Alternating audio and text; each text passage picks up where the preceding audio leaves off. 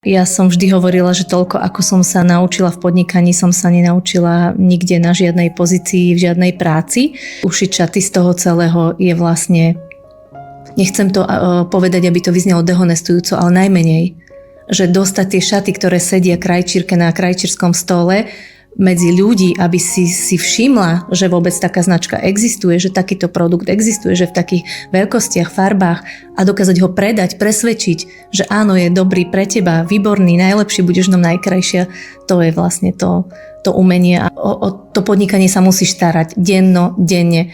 A ak chceš tej istej zákazničke predať niečo zajtra, tak musíš jej zajtra ponúknuť niečo iné, čo si včera kúpila, alebo včera, predvčerom a predvčerom. Ak by som mala povedať, že čo bolo najťažšie na tom vybudovať značku, je, že výjsť s kožou na trh von. Zrazu výjsť out of blue, Marianka, ktorú nikto nepozná, a presvedčiť ľudí, aby si kúpili tvoj produkt, tak to je akože výkon. To bol aj môj taký vyšší cieľ, že aby to nebol len odev, aby to bolo niečo viac ako odev, aby to aj bola komunita žien. To nie je, že rob viac. Nie všetko je určené naraz do tých rozmerov, inak to má technologická firma, inak to má slow fashion značka.